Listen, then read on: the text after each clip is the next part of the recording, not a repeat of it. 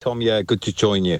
Yeah, as you said then, it's a pretty complex position, but at worst, you could class this as a little incoherent, because if I can just give you some facts as well to the introduction you just gave there.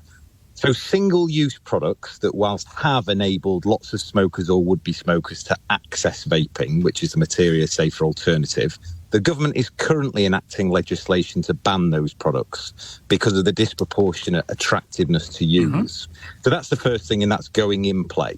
So that is the area that is disproportionately attracted to use, albeit the reputable trade would always put in place age verification protocols studiously to ensure they don't get into the hands of them. But let's assume that that goes ahead because that's the area of disproportionate attraction. Then what they've decided to do in parallel is tax refillables, to your point.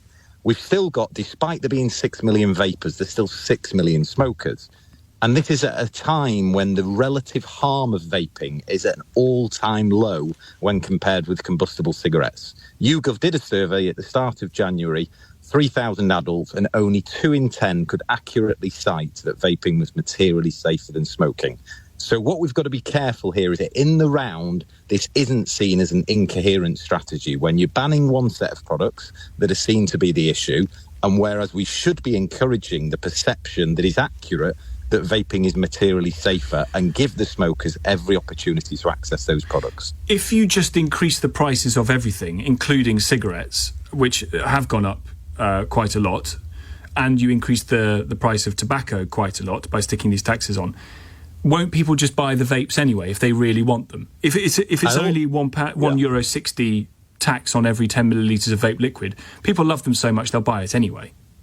And in the balance, in isolation, you could say yes. But the big if there, and what we'd like to see, is if these raise excise funds give HMRC and Border Force greater desire and ability to stop illicit product, which is a whole different discussion we could have, then actually in the round that we think this could be a well thought through strategy.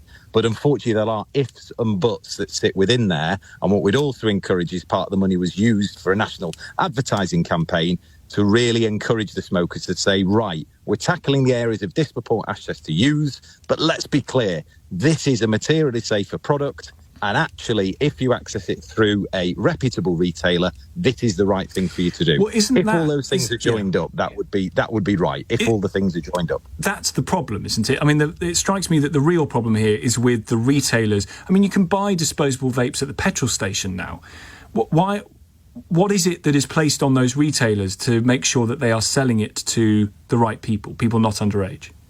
And you're absolutely right. Existing regulation stands today. If you go into any reputable, certainly vape shop, you'll find they work tirelessly to ensure through mystery shops that they do not sell these transformative products to anyone under 18. To your point, the boom in the last 2 years through single use, that again, to repeat, the government are attempting to put legislation to ban those products, has seen many other retailers who would not be used to age-verified categories who start to sell these products. And that's what we'd say, you're right, let's ensure we tackle those areas before necessarily we put in further legislation, in this case excise tax, to try and tackle a problem that already exists under existing regulation.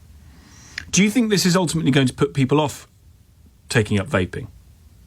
As I say, sat here rationally and saying in isolation, if tobacco prices, combustible increases, the relative price and differential is still there for people to make that switch. The challenge being it's not existing in isolation.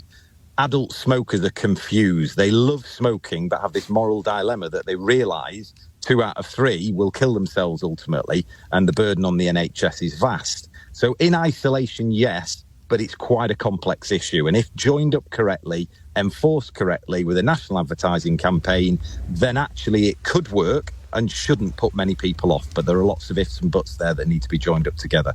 That is the thing that at worst looks lack of connection and a little bit incoherent if done in the wrong way. Good to speak to you. Marcus Saxton, chair of the Independent British Vape Trade Association.